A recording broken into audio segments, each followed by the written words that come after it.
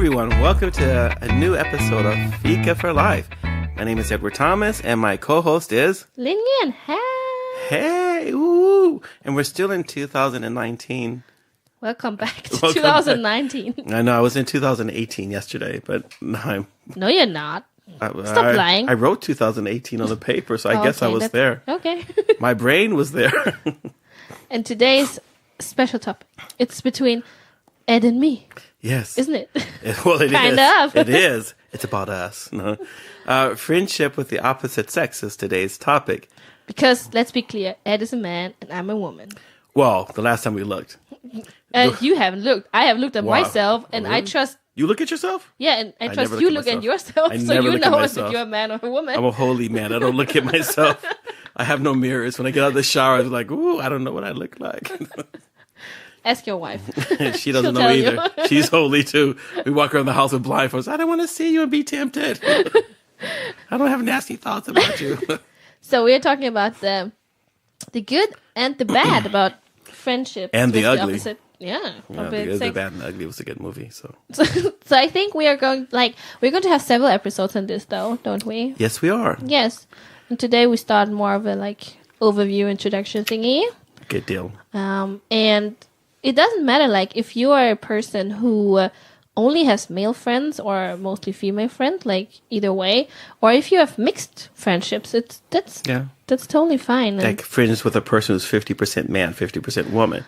Please don't get into this. But all the way that you define yourself. I mean, today... Just stop it! Okay, sorry. I'm very modern, and I just define my own... No, he's not. Okay, no, I'm not, I guess. I'm lying again. No. So do you think there's a problem with being friends with the opposite sex? Oi, I really am the wrong guy to ask that question because I've always had lots of female friends. And I always had a lot of male friends. So see, don't know where those people come from who don't have that. No, I'm just joking. No. Well, I mean, I have friends who have only, they're guys who have only male friends or girls who have only female friends. And then there's a cultural aspect of it. So certain cultures, men and women don't mix together. No. So we're talking about, and we're probably not talking about the cultural aspect of friendship with the opposite sex, because if you're in a culture where it's sort of taboo, you just wouldn't have friendships of the opposite sex. Yeah, it's not expected, and you wouldn't ask for it, or you wouldn't expect it in any sense. Yeah. And you wouldn't think it's weird either that you don't have. Yeah, I wouldn't, my friend, he moved to Jordan, and I told him, I said, what was one of the weirdest things about moving to Jordan? He says, it's really weird because living in Sweden, you would have friendships with people of the opposite sex. And you would go up and you would hug one of your female friends or something. Mm-hmm. You don't do that there. No. That's not appreciated. People don't think that's okay. Yeah, that's inappropriate. Yeah. And so that would be a cultural limitation to friendships of the opposite sex. So we're talking about really within Western society, where in most places in Western society, it's okay to have friendships of the opposite sex. Mm-hmm. As well as friendships of the same sex. Or, I think friendship with the same sex is more generally accepted throughout the world than the I friendship with guess you don't really find people protesting. I'm a man and I don't want to be forced to have friendships with other men. And they're out there in droves. So you mentioned the culture thing, but then I think it's also an age thing, because when you're kids, you don't care, and then I think when you become a teenager, that's when the issues come up. That hormone thing again, yeah, puberty. Hormone thing, and then you suddenly get interested in the other sex in a different way. I mean, when you have small kids, they just play with anyone. They don't care if it's a boy or girl. They might be more playing with girls if they're girls because they have the same interest. But then you also have a lot of girls who play with toys that boys play with too. Right. And then you have the other way around, where boys like to dress up and then they play with the girls. So I think in that setting, it's not really an issue. But I think when you become a teenager, it does. I was just thinking, if you have a bunch of 3-year-olds, you're like, sorry, Matilda, you can't be playing with Johnny. He's a boy. He's got a little pee-pee, just "Ugh, don't go near him." You know. I mean, that would be parents doing that, not kids. No, that would be parents. I don't want to play with you because you look funny. You don't have the same. Wait, sometimes they have that too. Like, you can't play with us because you're a boy. Like, there's 3 girls. Yeah, well, that's usually like earlier. I mean, later. I mean, not early, but like, when they can't talk. When they're infants. No, but I think that by the time they start school, it's probably where you start to see more of the boy-girl issue. Girls playing with girls, boys playing with boys, and a lot of that has to do with, like, so small boys just have a tendency to be really destructive. Oh yeah, and they just destroy stuff. They break themselves and they break other things, and they seem to be clumsier or something. I don't know. But I can see it in Sebastian and Nomi. So Sebastian's our friend's son, who's 6 months older than Nomi, my daughter, and they're both like 2-ish. And Nomi, she never, like, she's also destructive sometimes, but not in that. No. In that range, like, he just can go and just throw all his toys everywhere and just like, ah! I'm like, whoa. Yeah. But that's, I guess, a boy's thing. Remember Tina's sons? We had 2 boys. Yeah, they were also like, woo. And they were like, I mean, woo. Like, they were boys. You needed a couple of guards with, like, electric things. Go, zzz. Oh, okay, but they were cute too, though. They were cute, though. Yeah, of course they were cute. But if you think, like, Lovit's 2 daughters. Yeah, that's like they came to church thing. and they were just like, they would sit there and they were like, yeah, they would play with their dolls, and they would like, and then the 2 boys would like. But they were stereotypical though, because I was more of a tomboy. My mom was always questioning me, "Are you a boy or a girl?" Because I was just running around all the time. My mother said the same thing to me. Like, said, "Are you a boy or a girl?" No, she just said, "Are you sure you're a boy?" She didn't even tell me if I was a girl. I was like, "Mom, you know, there's 2 sexes." Are you sure you're a boy? No. I think when I grew up, I never had a problem being friends with boys because there were no many girls around for me to play with. So in school there were, but after school they lived at different places, so I hanged out with a lot of boys instead. I think in my case, I mean, since I grew up without a dad, I mean, we just didn't have any men in our house unless they were like interested in my mom, which meant, of course, that they were disgusting. Oh, yeah. And I was going to try to sabotage them. Everything. Hey, what you mean? What are you looking at my mother like that for? I have to kill you, you know? It's like taking my Bruce Lee nunchucks. Like, whoa! But I grew up around a lot of women. And because I was an early talker, so I'm one of those weird guys. I just use a lot of words and I talk a lot. And that's been I was born that way, like my middle daughter. And so we talk a lot. And so because of that, so it was really easy for me to get along with girls because girls talk more than guys. Yeah, and you talk a lot. Little boys, they're like dumb. They're just like, no, don't sorry, say guys. that. I'm not mean intelligence-wise. I mean mouth-wise. They're just lazy mouths. No, but it's like, I mean, you hang out with little boys, you're just like, and they're just like, give me. That's really caveman. And they wanted to destroy stuff, and I was like, I wanted to find out how things worked. Well, you have those boys too, though. They're more like nerdy boys. Yeah, like I don't know how many clocks I destroyed. I took apart every clock I could get my hand on. I said, why does this one is so different? To open up stuff and it's just like, I was like really curious. So but you anyway, think that how we were brought up made us easier or harder for us to have friendship with the opposite sex? I mean, I think that most guys they didn't want to be my friend because I talked a lot.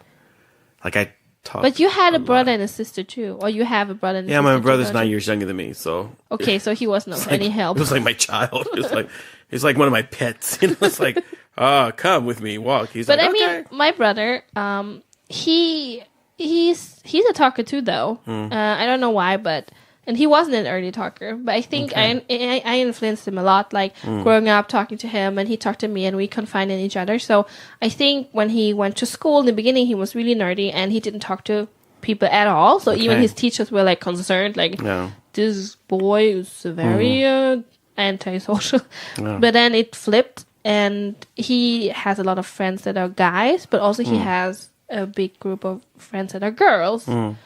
But I don't know why. He just can't talk to them both, I guess. Is it a communication thing?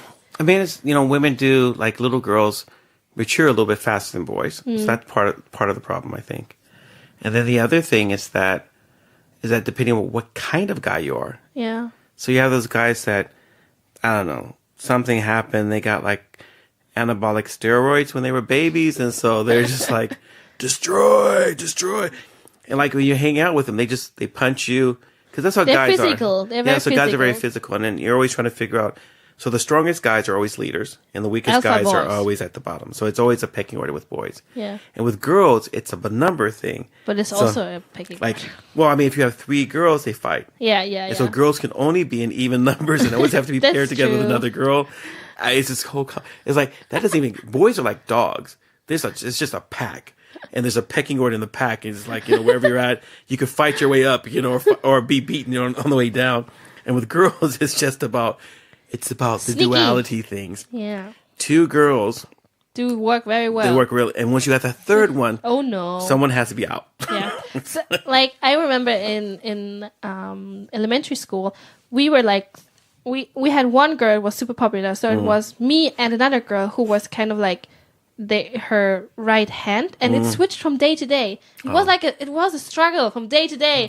Who would be her best friend on that day, and it was really tough. Yet I still had 2 other friends who were boys I was hanging out with, and we were 3. Was no issue. No, yeah, yeah, because I mean it was really weird because I think like girls were like they didn't beat you up, no, but they can. The games, the mental. Hey, beat me in my eye, okay? Let it hang out. That was a lot easier than just hanging. It's like I remember once a girl had these guys to beat me up. I don't even know why. Just because she had the power. Maybe she liked you, and then she didn't know how to tell. She didn't know how to tell me. Jonas, my husband, you know what he did once? No. Because he liked a girl, he didn't know how to express his feelings, so he put like this little pin with the needle on her chair, so she sat down. I'm like, dude, you should learn to communicate. Wow.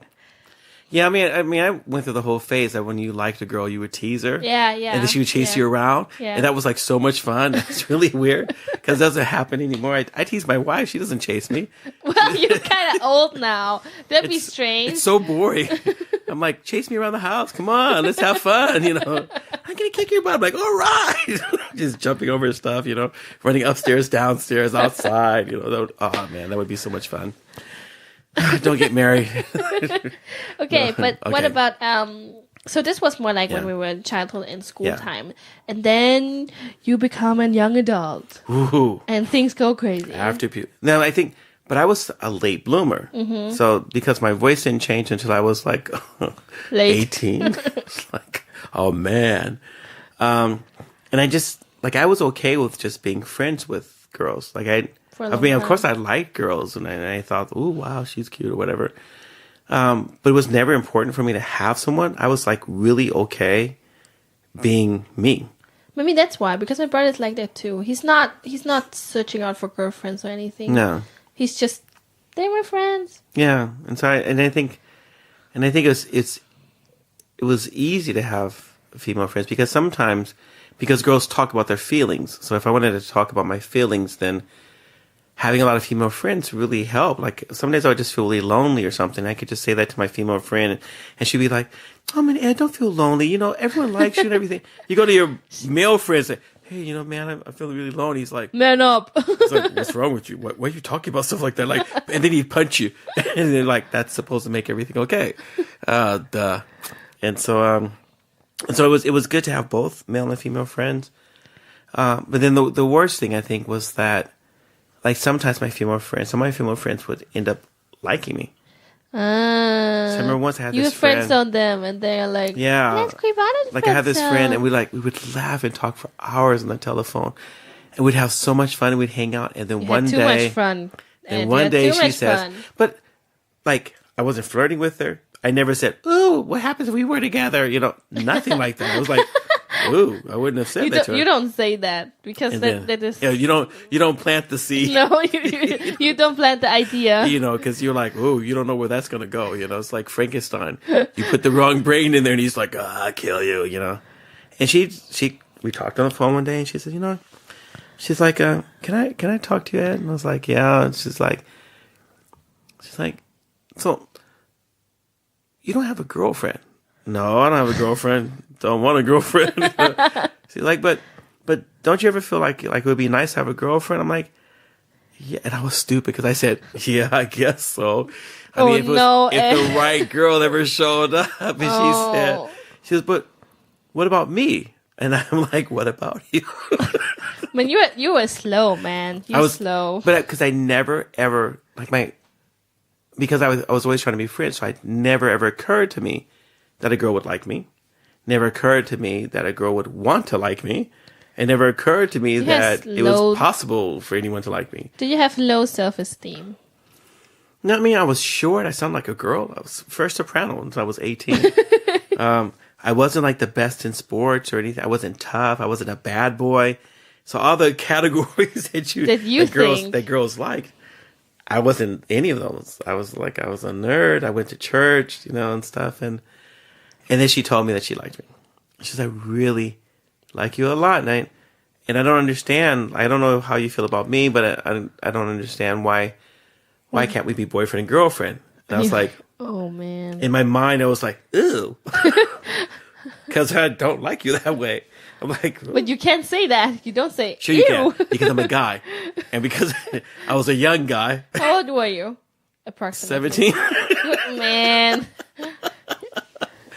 And I told her, I'm like, I like you as a friend. Mm-hmm. And I really like hanging out with you. And we have a really good time. Why would you want to mess that up and be my, like, first, even if I liked you that way, it would mess things up, number one. Number two, you can never go I back. don't like you that way. I'm like, I don't dream about kissing you. I don't dream about touching you. Like, that just makes me feel weird. That's like, ooh. Like, wow. And she's like, why would you say, ooh? I'm yeah, like, why would you say that? Because when I think about kissing you, that's the feeling I get is, ooh. So I don't want to kiss you. Totally hurt her feelings. And then she said, because I hung out with people from different nationalities and different ethnicities and skin colors, she said, oh, is it because I'm black? I'm like, wow. That has nothing to do with any. I'm like, if she would have just accepted that, but that she had to find a reason to justify why I liked her as a friend and I didn't feel that way about her. And so she went around school and told every single person, Ed's a racist. He doesn't like black girls. It's like, I'm a racist, okay? Yeah, whatever. But what that did was that no black girl at school ever approached you again. Didn't want to date me or anything like that. Except my other friend in my class. And she asked who was me your out friend? So you're like, another friend asked me out to the senior ball. And the thing was that I really did like this other girl. So I liked this girl, Stephanie, who was in my class. I was in love with Stephanie. I wrote about her in my journal every day. Like if Stephanie walked past me and brushed past me, I was like, oh my God. I felt like my whole skin was electrified. And today I could feel like the love transport between us. And it was like every cell was like crying out for her, I think when you're a teenager, everything is so much more dramatic. I was like intense. It was like so crazy. So like I was best friends with Stephanie, but I really was in love with her. Oh man. But I never told her. I would carry her books every day home for 3 years. I would carry her books every day home from school. Don't you think that she must have known? I don't know. And just used you? Yeah, I mean, she told me once. No, she didn't use me. She said, I wondered, Ed, if you liked me back then, but you never said anything. She goes, you never made any pass. You never did anything that made me think that you were interested in more than just friendship. I'm like, because I was so in love that I was happy to take whatever I could get. Whatever crumb came from the queen's table was enough sustenance for me to live off of. So, you're funny. I was such a weird kid. And my English teacher, he made us write journals, and I would just decide, I'll write a real journal. So I wrote about my real feelings. And so he read all this stuff. He was laughing. Wait. And so he was our English teacher, and so we would do Romeo and Juliet, and we were doing A Midsummer's Night's Dream. And he pairs me up with Stephanie. Oh, no. Now, my best friend Raymond knew about this. And so we had this love scene, and I memorized all the words. I just poured my heart in, and he's like, this is like the best you've, it's like real. And Raymond goes, because he's in love with Stephanie. And I was like, if a black guy could be red and embarrassed at that point. You were. And she was red and I was red in the face. And because she read back the lines and I felt like, Shakespeare has captured the essence of my love. And today, a new phase is... Oh my gosh, I was so goofy. I should bring my journal next time. I should read you because I have like one of my journals was saved in my grandmother's basement. And when you read this stuff, you'll be like, is this for real? It's like a TV show. It's fun. And, but that day I was like, I poured my heart out in front of Stephanie. But I was just, I was young. It took me a long time before I became confident enough to believe that I don't have to be a bad boy, and I don't have to be tough, and I don't have to be insensitive, and that I think I got a lot to come to the table with. But that's years later. That's another episode. But anyway, but Stephanie and I were friends, and even though I was really in love with her, I never crossed over the friendship boundary. Okay, we did kiss a couple of times, but dude, at least you're honest. Yeah, I mean, it was because we were dancing. It was like this. We're at this party and we're slow dancing, and I could feel our heart beating. But if she kissed you, don't you think she was like... All the Chinese girls kissed me back then at a party in the dark. At a party in the dark. They were gonna walk down the streets with me holding hands in Chinatown. You were a Christian back then too. It sounded like you were just, I don't know, away. I mean, to kiss a girl. I mean, but I wouldn't what else would I do? Like, I'm nothing else. I'm like, dude. It just happened to be you're dancing, slow dancing, and she's looking in your eyes. So if the guys in your men's group would come around, yeah, I was out with a girl, and then I was all the girls, her. all the guys in my men's group was like, so Ed, you know all the girls, can't you?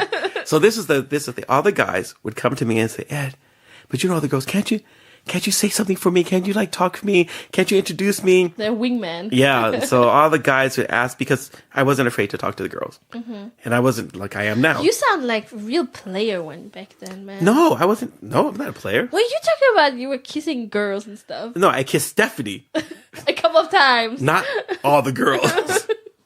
They were like only certain girls. Yeah, dude. No, I'm just kidding. So what do you think? But I was friends with a lot of girls, and we were like really good friends. And because I would sit and talk to them, and we'd talk about things, and they knew that I didn't go around and blabbing and stuff like that.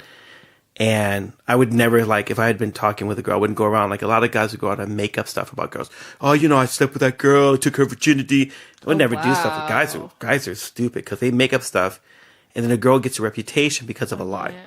So I would never, and I wasn't that. I was like a real friend.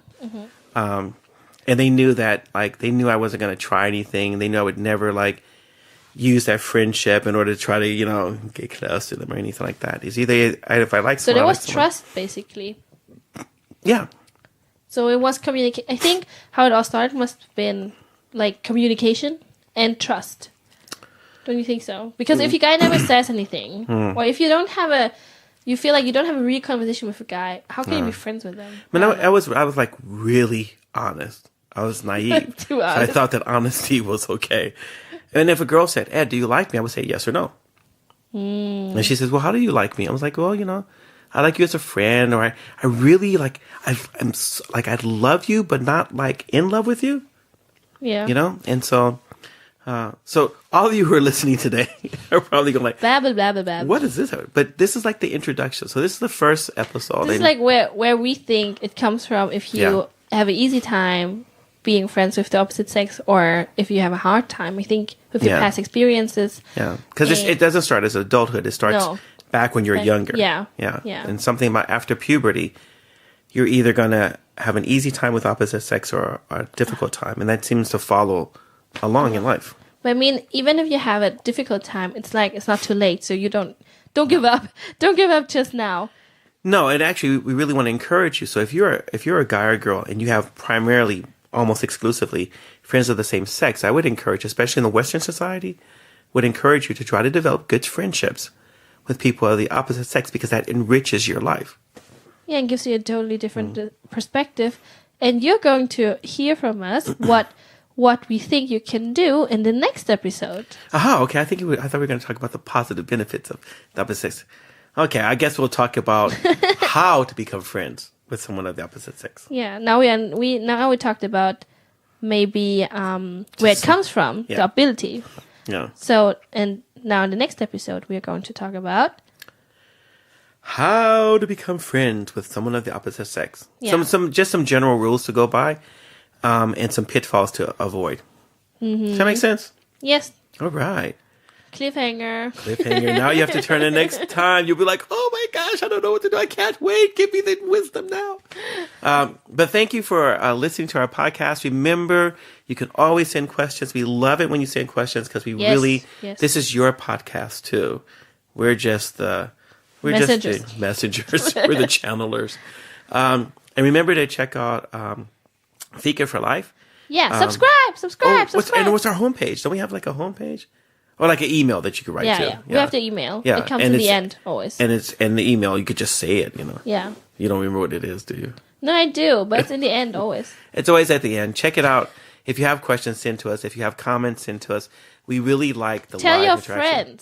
Tell your friends. Tell your mama. Tell your daddy. Tell your grandparents. Tell your neighbors. Tell the stranger next door, Yeah, Fika for Life, man. Fika for Life. Thank you much for watching, for listening. You guys don't want to watch us. They're watching with their ears. Thank you for ear watching us. And until next time, have a great day. And remember, good fika. Bye.